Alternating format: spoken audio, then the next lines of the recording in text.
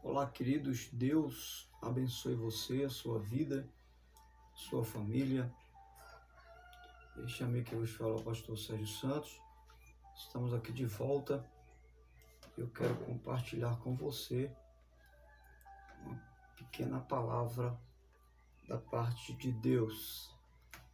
Convido você para estar conosco, lendo o texto que se encontra no Evangelho segundo escreveu Lucas, capítulo 22, a partir do versículo 41, que diz a seguinte expressão: ele se afastou deles a uma pequena distância, ajoelhou-se e começou a orar: Pai, se queres, afasta de mim esse cálice. Contudo, não seja feita a minha vontade, mas a tua. Apareceu-lhe então um anjo do céu que o fortalecia. Estando angustiado, ele orou ainda mais intensamente, e o seu suor era como gotas de sangue que caía no chão. Muito bem, estamos diante de uma narrativa onde Jesus está se aproximando dos últimos instantes de seu ministério terreno, e ele vai ao monte e o chama consigo Pedro, Tiago e João, e se afasta um pouco mais deles e vai adiante orar ao Pai. E o texto vai nos mostrar claramente que Jesus, ele se dirige ao Pai, dizendo: Pai, se for possível, afasta de mim esse cálice. Todavia, não seja feito minha vontade, mas a tua vontade. E o texto diz que o seu suor se mistura a grandes gotas de sangue. Esse é um fenômeno que se instala na vida ou no corpo de alguém devido a altos fatores emocionais na vida de alguém. E, sendo assim, são sinais vitais também de angústias profundas. E Jesus estava vivendo exatamente esse cenário de angústia profunda e tristeza intensa. E por causa disso, ele vai pedir ao Pai que o livre desse momento, que o livre desse cálice. Algumas pessoas vão dizer que Jesus estava pedindo ao Pai para não ir para a cruz, para o livrar desse momento de morte na cruz. Mas, na verdade, Jesus, ele não estava pedindo ao Pai para o livrá-lo da cruz, para passar por esse cálice sem que bebesse. Não. Diante do cenário que nós estamos observando, e não é um cenário de oba-oba, mas de pressões emocionais, né, psicológicas que Jesus estava vivendo naquele momento. Na verdade, Jesus estava pedindo ao Pai para não morrer ali, porque ele percebeu o estado físico e emocional, psicológico que estava vivendo naquele momento, e ele estava percebendo que estava morrendo, que ele iria morrer a qualquer instante ali, o seu coração cheio de angústia, o seu coração cheio de perplexidade, de momentos traumáticos na sua consciência, e ele estava vivendo exatamente esse cenário. Por isso que ele pede ao Pai, não para que não fosse para a cruz, mas que não permitisse que ele morresse ali, antes de que a sua morte se consumasse na cruz. Porque ele sabia que o Pai havia projetado esse cenário para que ele morresse, mas morresse na cruz. Porque se ele não morresse na cruz, o plano de salvação não haveria sido completado como o Pai havia predito pelos profetas. Mas como entender isso? Como compreender que isso é um fato verdadeiro? Que essa compreensão que eu estou lhe passando é de fato a interpretação de acordo com o cenário que Jesus nos apresenta ali, dizendo: Pai, se possível, passa de mim esse cálice, mas que não seja passado sem que eu beba, se assim for a tua vontade. Entender isso à luz do que a carta aos Hebreus vai nos revelar. E essa interpretação só é possível quando lemos no capítulo 5 de Hebreus, e versículo 7. Nós vamos entender que Jesus não estava pedindo para não ir para a cruz, mas para que o salvasse de uma morte que antecedesse a morte da cruz. E o texto no capítulo 5 dos Hebreus, e versículo 7, vai dizer: durante os seus dias de vida na terra, Jesus ofereceu orações e súplicas em alta voz e com lágrimas, aquele que podia salvar da morte, sendo ouvido por causa da sua reverente submissão. O que é que o texto aqui aos Hebreus está nos dizendo? Está dizendo que ele suplicou ao Pai, orava ao Pai com lágrimas, com clamor intenso,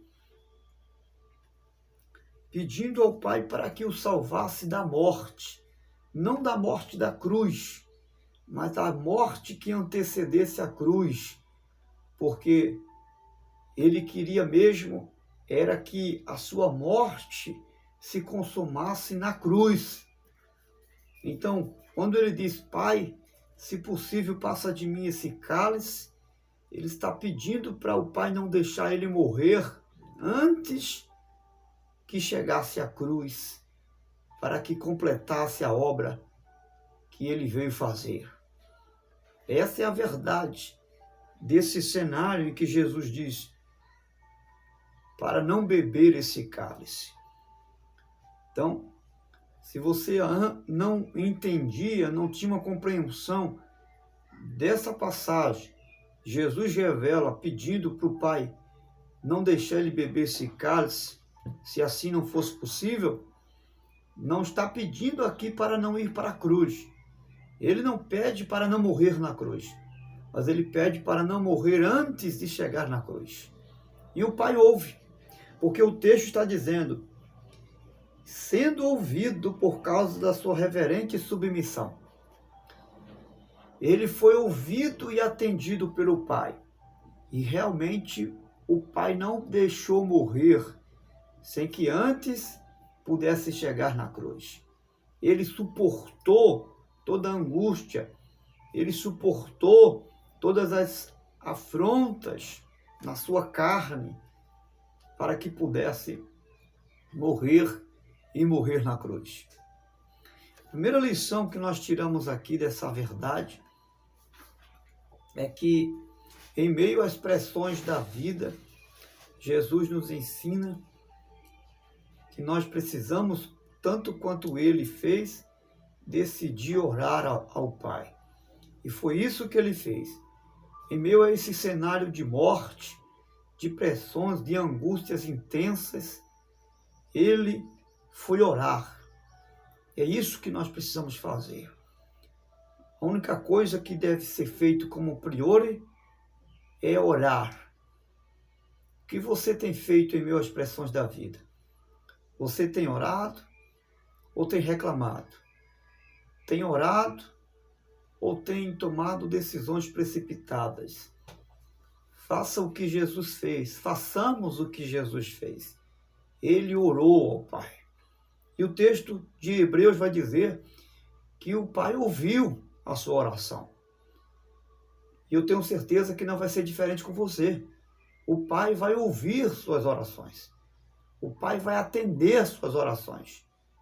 Mas não há orações respondidas sem que antes seja precedida por oração. Então ore antes de tudo. É o que o apóstolo Paulo vai aconselhar a Timóteo no capítulo 2 da sua primeira carta. Antes de tudo, faça orações. Então faça isso. A segunda coisa que Jesus vai fazer, vai nos ensinar, é que como homem ele reconhece que estava no seu limite da sua existência. E entendendo isso, ele se aproxima e vai para a presença do Pai. Reconheça o seu limite.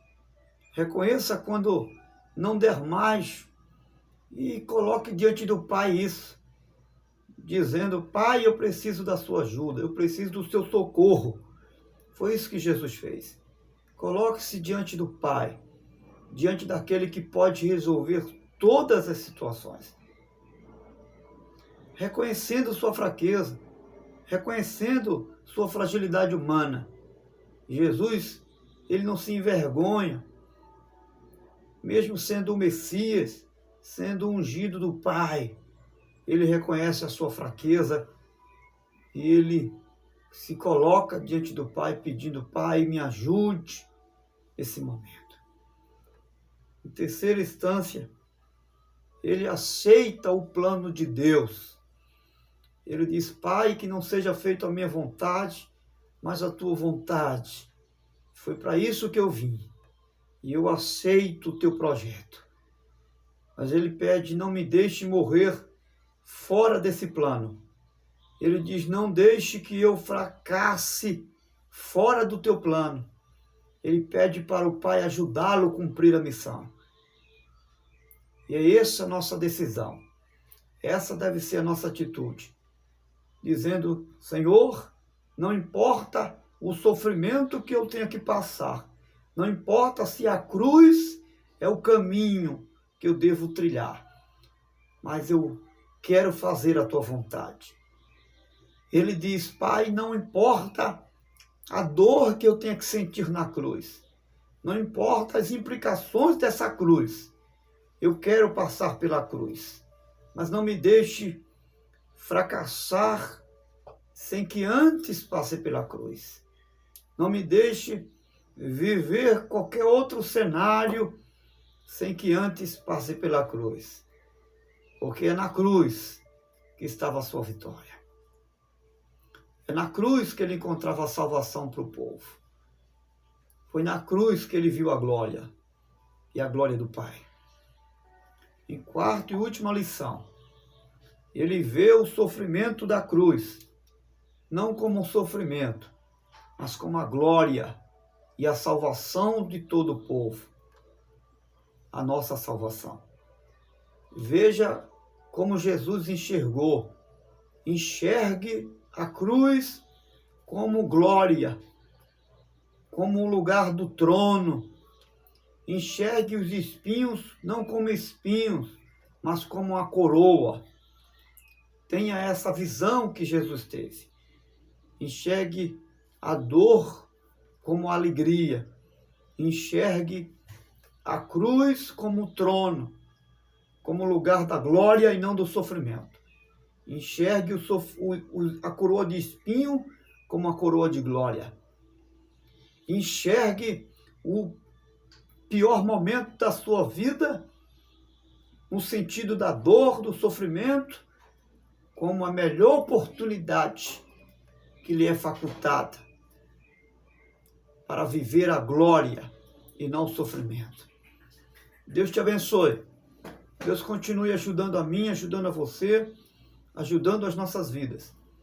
E tenhamos essa postura que Jesus teve, de em meio às pressões da vida orar, de como homem reconhecer a sua humanidade, reconhecer seu limite e se dirigir ao Pai, de aceitar o projeto de Deus e não o seu, e de vir e de ver no sofrimento a cruz e a glória de Deus. Deus te abençoe, em nome de Jesus. Se essa palavra te ajudou, te edificou, envie para outros abençoando, em nome de Jesus.